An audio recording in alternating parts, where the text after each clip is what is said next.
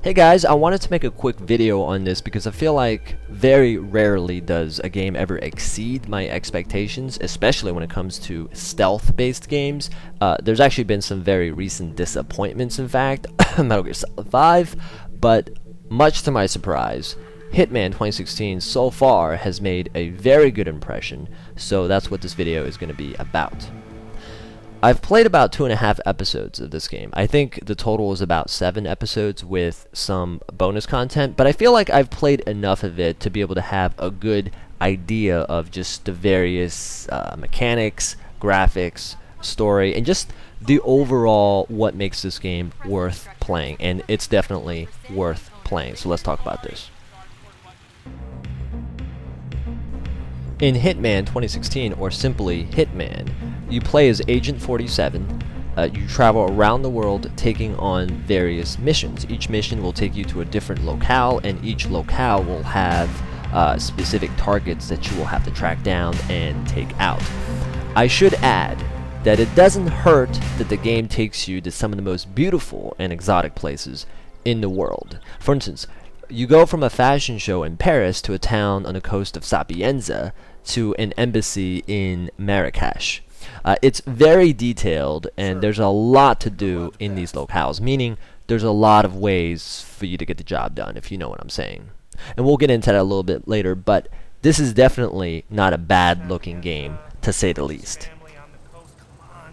Let's talk about mechanics a bit. I love talking about the mechanics in games, or just in general, sort of the logic, the underlying rules, the gameplay, right? And I was concerned about this the most going in because I hadn't ever played a Hitman game before, and I know that the series is sort of a different breed of stealth game than what I'm used to, like in a Splinter Cell or a Metal Gear Solid, for instance.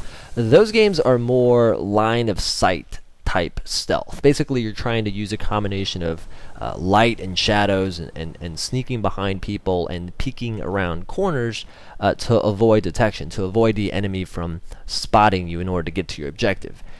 In Hitman, you're basically hiding in plain sight. You're a master of disguise, is what you are. Yeah, there's going to be a few instances where you're hiding behind corners and stuff, but that's not the bulk of the game. That's not the appeal of Hitman. You nervous? Oh, don't be. This is just a formality. So, as an example, one of the missions, you might show up as a guest to a party of some sort, same one that your intended target is attending. You enter the hotel dressed in a tux, all proper, like, next thing you know, you take out a butler without anybody seeing, and you take his uniform. Now you're dressed as a butler, and that allows you to get past security without raising suspicion. And maybe that brings you one step closer to your target. You get the idea. And that's just one example. There are many ways you can go about this, depending on your style. I don't want to get too caught up in the details here, because I feel like there are other videos that get into that kind of nuts and bolts stuff better, and I don't really want to do that here. I went into this game without knowing a whole lot and came out, so far at least, very impressed. So I don't want to spoil that experience for other people, but I will say that as far as dispatching your targets go, there's not a shortage of ways to kill people in this game. That I will promise you. You've got everything from your silencer pistol all the way up to your sniper rifle and everything in between. And if you prefer a sort of more up close and personal approach, you got that signature fiber wire in your back pocket.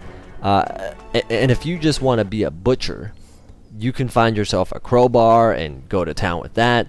You can use the environment, you can push people off ledges, you can even drown people, and that's just the tip of the iceberg. It's unbelievable what you can do in this game. So just take my word for it, it's great.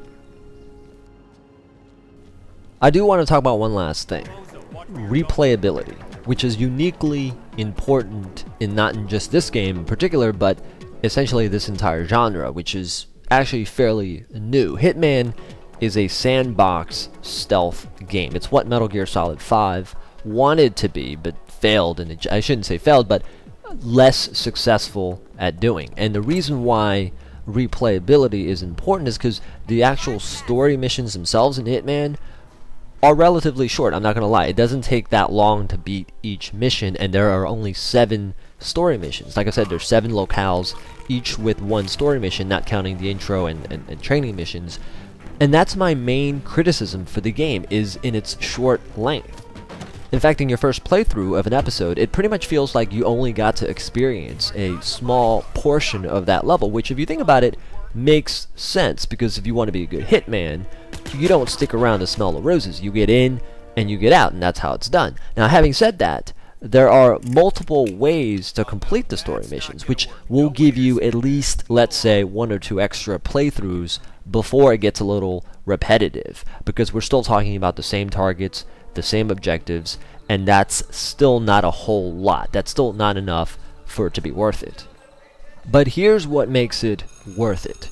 The side content. Missions that are completely separate from the storyline, but simply take place in the same locale, in the same sandbox, but with different objectives and different targets. It's like a hypothetical, right? It's like a what-if scenario. Instead of taking out the sort of mastermind, you need to take out his chef, right? Who's going to be in a different area with different people, and it's going to be a vastly different experience because of that. I did one where you don't even take out anybody. You have to steal some valuables from a safe, and all of a sudden now you feel like you're in Ocean's 11.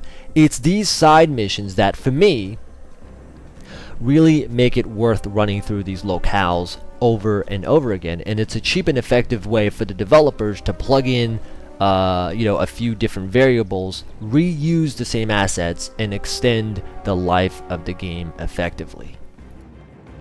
So anyway, that's it. That's my take on Hitman 2016. It is definitely worth checking out, and you can pick it up for Xbox One, PS4, and PC. Hope you guys enjoy the video, and I will see you next time.